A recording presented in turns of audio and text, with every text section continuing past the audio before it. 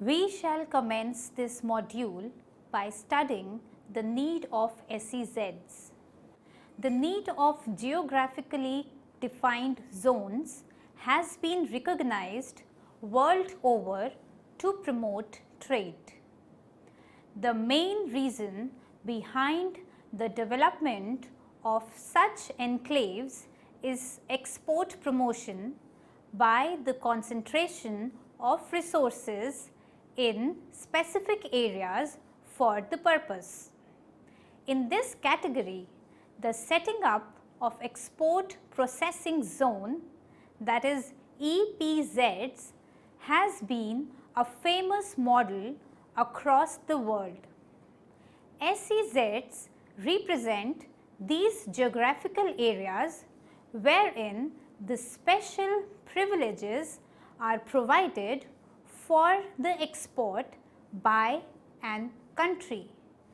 An SEZ is broadly defined as a geographically outlined area having a uniform management with the firms located physically in the zone being liable to specific encouraging trade.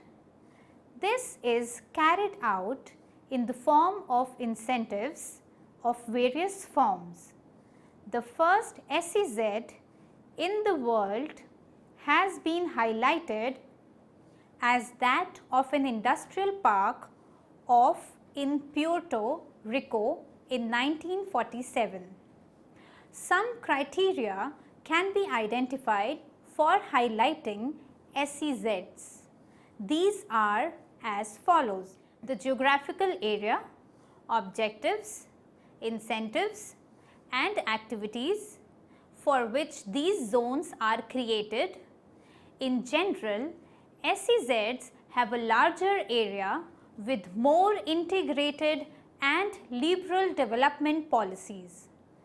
There is a thin dividing line between the categorization of these zones. The SEZ concept has been criticized as well as with reference to the specific privileges assigned to these zones, and more importantly have been questioned on the need of creating such exclusive enclaves. After reading this module, you shall be able to know more about the special economic zones, learn the concept with its development in the Indian context, analyze it with regard to its benefits and criticism in the Indian context. SEZs in India. Let us now study the history of development of SEZ.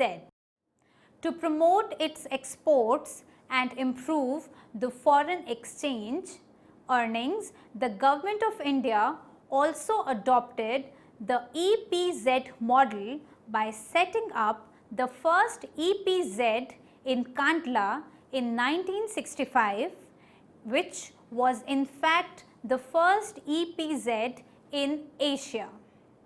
With a growing recognition of the importance of these zones and the need to further upgrade them dynamically, all central governments EPZs were gradually upgraded to the so-called special economic zones, that is SEZs, in the EXIM policy of 2000. The SEZ Act was passed by the Parliament of India in 2000, which is a landmark in this direction. Economic and administrative purposes also offer other definitions of zones as free trade zones, industrial estates, EPZ, SEZ and free economic zones.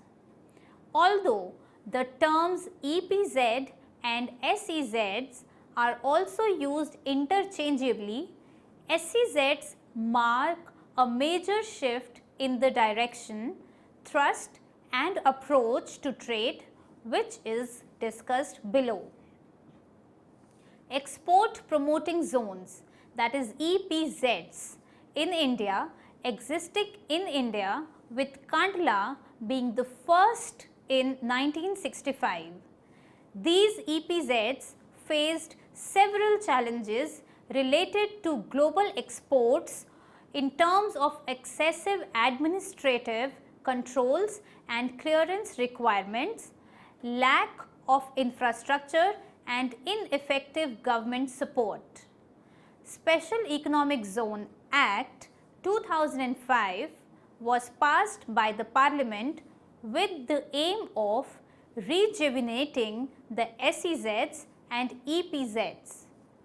The government was committed towards creation of special zones with the objective including attraction of foreign investments, creation of economic activities in the special notified areas, promotion of exports of goods and services, use of domestic industrial technology to compete with the global industries, and generation of large scale employment opportunities and infrastructure development. SEZ Act 2005. The Act has simplified the rules for setting up the SEZ's units. The establishment of an SEZ would be either jointly or severally by the central or state government or any person for manufacturing of goods or providing services or for free trade or warehousing zone. An area would be included in SEZ when additional economic activity is generated. Export of goods and services is promoted. Investment from the domestic and the foreign sources is promoted. There is a development of infrastructure facilities along with the maintenance of sovereignty and integrity of the country. The security of the state and friendly relations with the foreign state are also included. This area within the SEZ can be demarcated further as follows. Processing area for setting up units for activities, the area exclusively for trading or warehousing purposes, and the non-processing areas for the activities other than the ones mentioned earlier. Any good or service exported out or imported or procured by the unit of SEZ or a developer will be exempt from the payment of taxes, duties or cess under the enactment as specified by this Act. It also incentivizes the developers through a single window clearance mechanism both at the central and the state government. A 19-member board of approval is set up at the central level along with the subcommittee set up as a zonal level for the ground level modification. Central government also appoints a development commissioner to undertake the administrative controls and also exercises his powers as a labor commissioner overlooking the employment aspects. An approval of committee is also to be set up for the purpose of granting approvals to the setting up of SEZs and monetary purposes. The Act also calls for setting up of specially designed courts by the state governments to adjudicate the matters related to the civil offences within the SEZs. It also forwards the setting up of a special economic zone authority for administering the functions. Special fiscal provisions as per this Act include exemption from any duty of customs mentioned under the Customs Act of 1962, the Customs Tariff Act of 1975, the Central Excise Act of 1985, service tax under the Finance Act of 1994.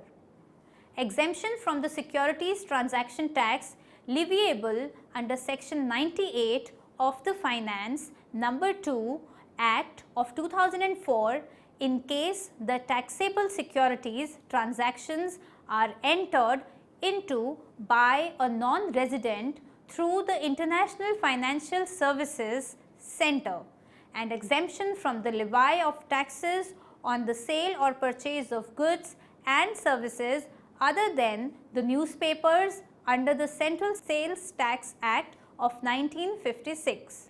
Other incentives and facilities offered to the SEZs for attracting domestic as well as foreign investments include the duty-free import or domestic procurement of goods for the development, operations and maintenance of SEZ units like procurement of cement, steel and electrical parts, sales from DTA to SEZ to be treated as physical exports under the Custom Act, exemption from the central sales tax to the sales made from DTA to the SEZ units, 100% income tax exemption on export income for SEZ units under section 10AA of the Income Tax Act for the first 5 years, 50% for the next 5 years,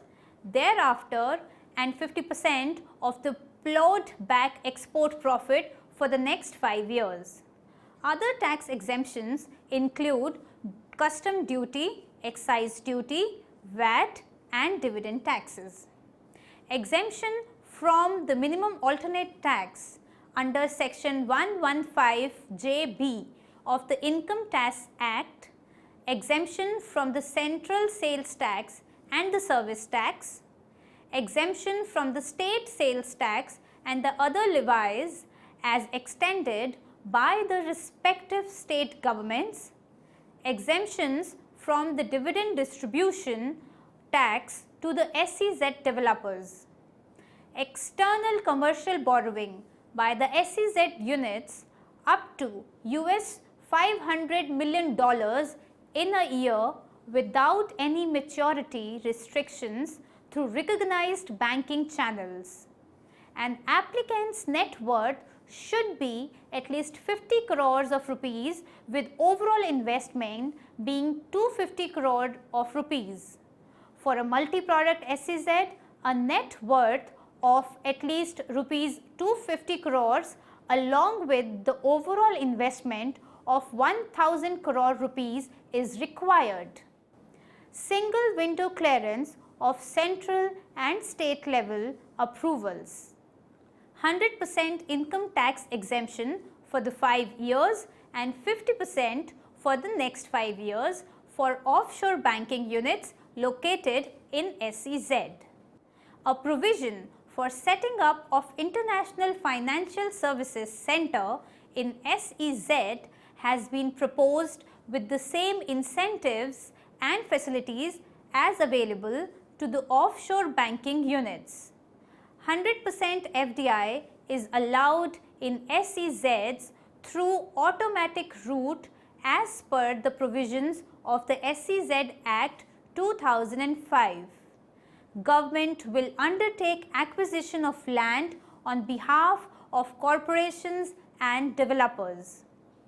Concessions will apply to the entire land, but 25% of it should be allotted for export-oriented activities and the rest for the support activities. Infrastructure support activities include road, housing societies, recreational areas and restaurants, telecommunication facilities and conventional centers. Specific SEZs can also have schools, hotels, educational institutes, ports and golf course also. Domestic labour laws were not applicable. Rather, the Labour Commissioner, as appointed, can implement laws to regarding labour safety and environment protection. Labour-related agitation is termed illegal.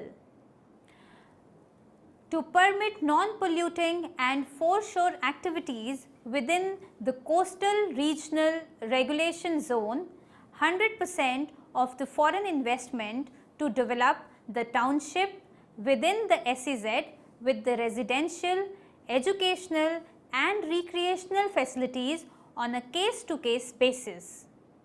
Freedom to make overseas investment out of export earning foreign currency account, flexibility to keep 100% of the export proceeds in export earners foreign currency account.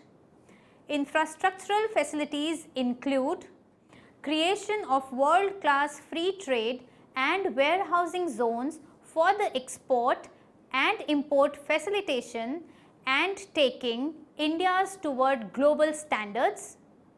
Provision of financial services through establishment of offshore banking institutions.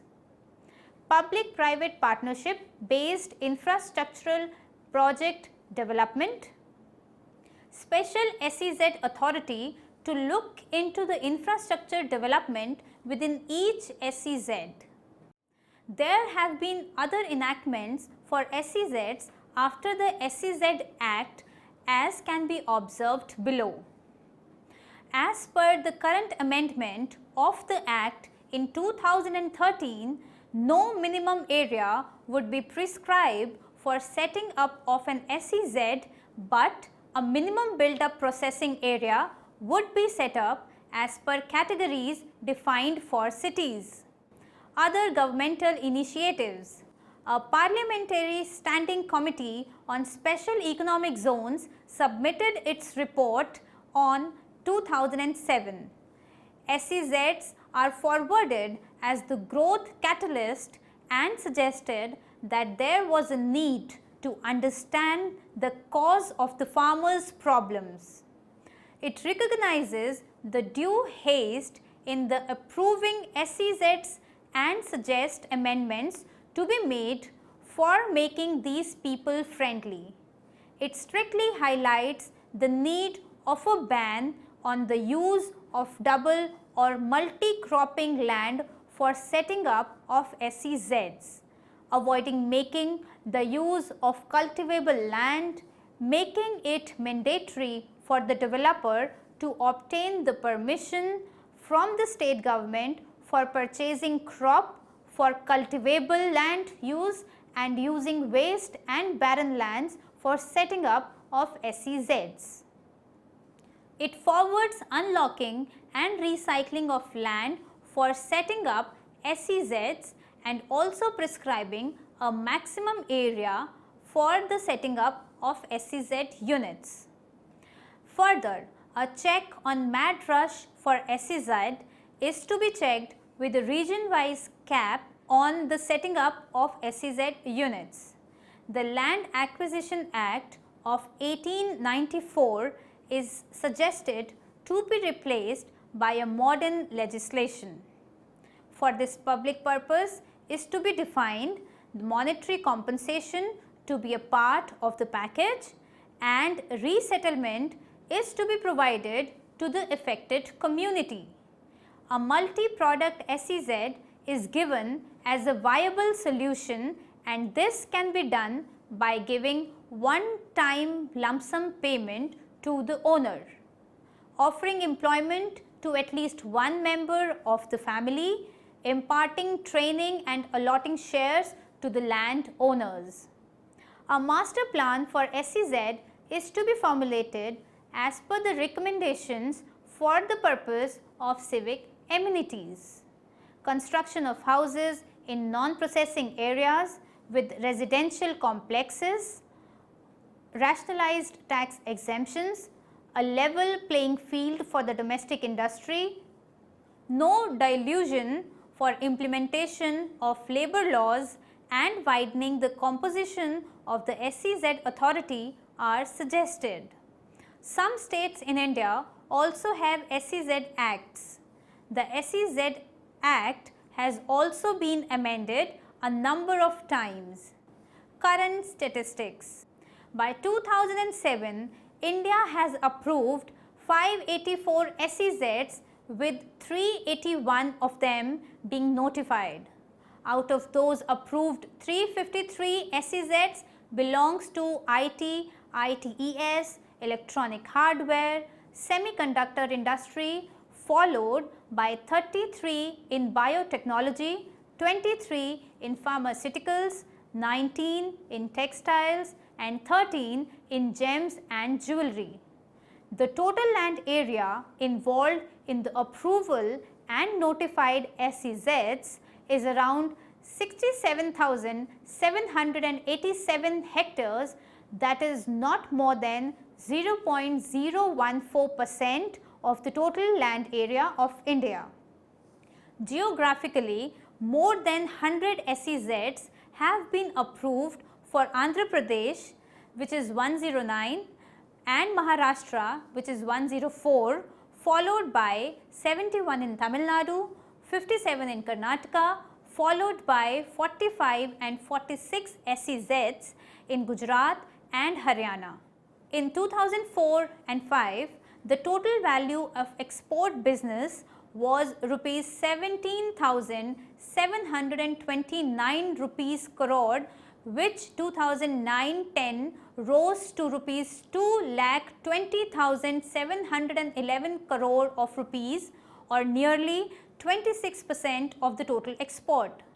The compound annual growth rate, or the CAGR, was almost 58.6% within this time period. The exports in the year 2012-13 from the SEZs have been to the tune of rupees 3,53,195 crore of rupees. SEZ in India generated direct employment of over 10,19,146 persons. The incremental employment generated by the way of 8,84,442 persons. There was certain benefits attached with the creation of specialized zones. Let us now understand them. The creation of specialized zone is considered as a step ahead in overcoming the bureaucratic setup of license and permissions, which has been held responsible for the slow progress of India's international trade. The establishment of such specialized areas facilitates the faster movements of goods and also supports the assembling and re-export of goods which earlier lacked efficiency. Tax exemptions and reimbursements have also been initiated swiftly through these zones. Large-scale industries have always found it difficult to deal with labor issues and laws concerning hiring and removal of labor, which has resulted into low-level, large-scale industrialization in India. SEZ provide flexibility on employers in terms of labor laws and regulations. SEZs provide world-class infrastructure and initiate a newer form of global competition-based industrialization. Autonomy over taxes, labor laws, regulations, tariffs, single window clearance, investment exemptions, integrated rural-urban development, large-scale employment generation and involvement of public-private players create a conducive environment for global trade and business opportunity, which cannot be provided for an industry alone. SEZs were criticized because of some drawbacks. Let us discuss them now. One cannot find SEZs so simplistically marvelous without any drawback or shortcoming. The foremost critique of this economic establishments involves the issues of massive annexation and acquisition of agricultural land for the industrial purposes. Instances have been reported where land was forcibly taken away from the farmers without proper compensation on false promises of employment. The allied problem is of the displacement which, if unaddressed, causes unrest amongst the inhabitants of that land. The enforced acquisition of land by the government using the Colonial Land Acquisition Act of 1894 has raised voices from different corners. It involves the use of such act for fulfillment of the private profit motives in the garb of public welfare. The next allied concern arises is of the food security and long-term interdependence of nation in achieving food demand if such projects are carried out at a massive pace. Faster conversion of agricultural tracts into industrial hubs subjugates the food emergency India faces.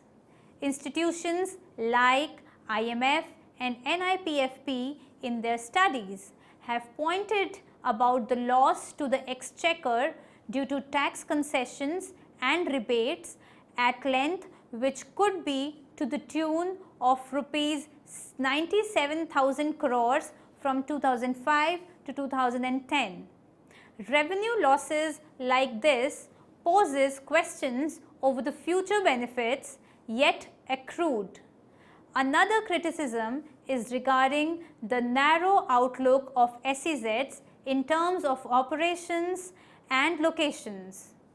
Analysts argue that focus of new SEZs is limited to the states which already have substantial infrastructure and that the area of operation is limited to IT, ITES, electronics and hardware. Widespread cases of acquisitions and the famous case of West Bengal uprising in Nandigram in 2007 lead to total breakdown of SEZ schemes.